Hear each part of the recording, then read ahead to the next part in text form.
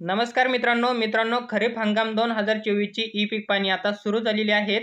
तर ई पीक पाहणी कशी करायची आहे आणि यामध्ये नवीन काय बदल करण्यात आलेले आहे, तर याबद्दलची संपूर्ण माहिती आपण या व्हिडिओमध्ये पाहणार आहोत। मित्रांनो, आपल्याला ई पीक पाहणी कशी करायची आहे तर याबद्दल माहिती पाहणार आहोत। आता आपल्याला ई पीक पाहणी करण्यासाठी सर्वात प्रथम आपल्या मोबाईलमध्ये जे ई पीक पाहणीचं ॲप्लिकेशन आहे तर ते आपल्याला अपडेट करायचं आहे।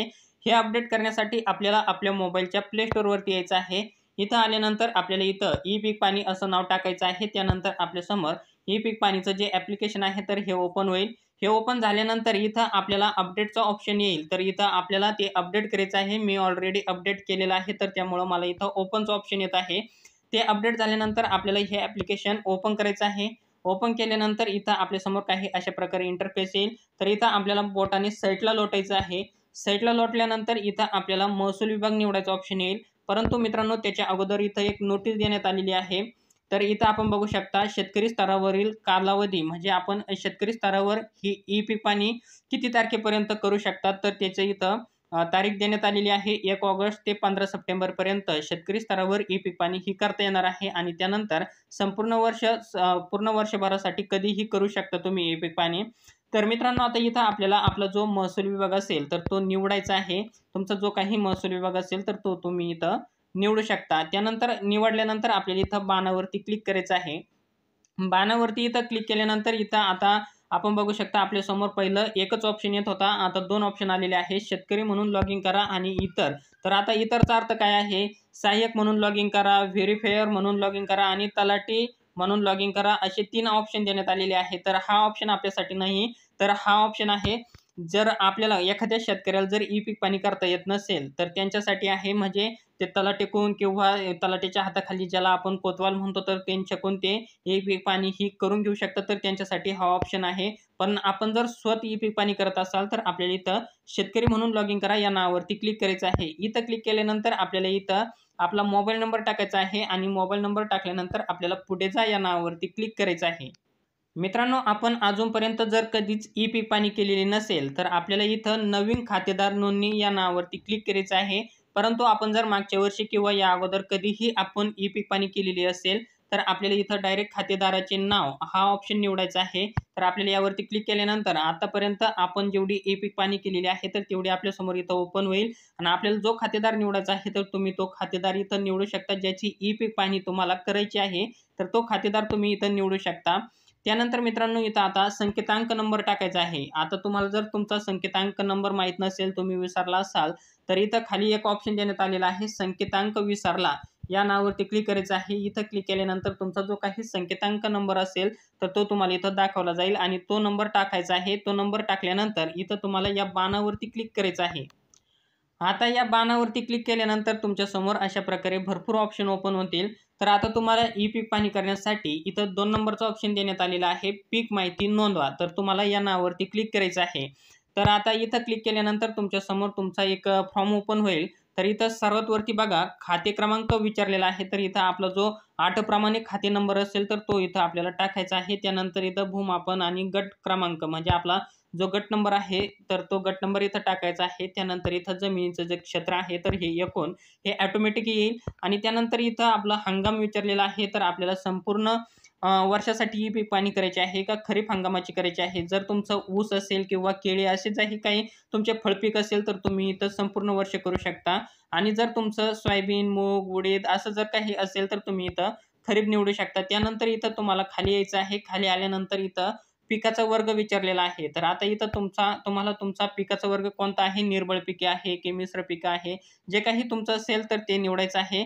जर तुमचं एकच पीक असेल म्हणजे सोयाबीन असेल किंवा उडीद असेल तर तुम्हाला इथं निर्बळ पीक हा ऑप्शन निवडायचा आहे।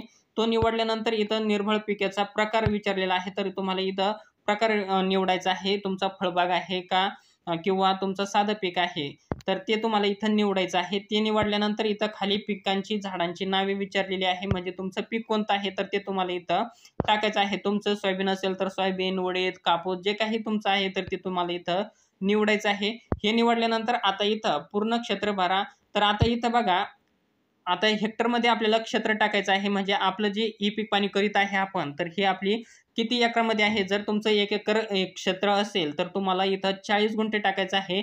आणि जर तुमचं 1 एकर क्षेत्र आहे परंतु तुमचं हे पीक आहे तर हे अर्धा एकरचं आहे, तर तुम्हाला तर इथं 0.20 गुंठे असं टाकायचं आहे मित्रांनो. तुमचं तुम्हाला जेवढी ई पीक पाणी करायची आहे तर त्या पद्धतीने तुम्हाला इथं क्षेत्र टाकायचं आहे. आता हे क्षेत्र भरल्यानंतर इथं जलसिंचनाचे साधने, तर इथं आता तुम्हाला तुमचं जे काही असेल, तुमचा विहीर, बोर, तलाव, बंधारा, तुमचं जे काही पाण्याचं साधन असेल तर ते तुम्हाला इथं निवडायचं आहे. त्यानंतर इथं सिंचन पद्धती काय आहे, ठिबक सिंचन आहे का तुषार सिंचन आहे किंवा प्रवाही अन्य प्रकारे जे काही तुमचं जे असेल तर ते तुम्ही इथं निवडू शकता. त्यानंतर इथं खाली बघा, इथं लागवडीचा दिनांक विचारलेला आहे. तर इथं तुम्हाला लागवडीचा जो काही तुमचा दिनांक असेल, तुम्ही ज्या तारखेला तुम्ही पीक लावलेला आहे तर ती तारीख तुम्हाला इथं निवडायची आहे. ही तारीख निवडल्यानंतर तुम्हाला इथं बघा खाली पुढे जा या नावावरती क्लिक करायचं आहे. पुढे जा या नावावरती क्लिक केल्यानंतर मित्रांनो आपण इथे पाहू शकता एक नोटीस देण्यात आलेली आहे. पीक पाहणीसाठी निवडलेल्या सर्वे व गटाचा नकाशा व सदरच्या गटाच्या हद्दीपासूनचे उभे असलेले अंतर. म्हणजे आता आपण आपल्या जमिनीचा जो गट निवडलेला आहे आपल्याला ई पीक पाणी करण्यासाठी, तर या गटापासून आपण आता किती लांब उभे आहेत, तर इथं आपल्याला लोकेशनच्या चिन्हावानी दाखवलेलं आहे. तर मित्रांनो त्याचं आपलं जेवढं आपण गटापासून आपल्या जमिनीपासून जेवढं लांब उभा आहेत तर ते अंतर इथं आपल्याला दाखवलं जाणार आहे. त्यानंतर मित्रांनो आता इथं बघा एक नवीन बदल करण्यात आलेला आहे. पहिलं कसं होतं, आपल्या पिकाची ई पीक पाणी आपण कुठूनही करायचं, कुठं जरी उभा राहिलो तरी आपण ही ई पीक पाणी ही करू शकत होतो. लॅटिट्यूड लँगिट्यूड हे आपल्याला मिळवता येत होतं, परंतु आता यामध्ये तसं नाही आहे. आता यामध्ये बदल करण्यात आलेला आहे.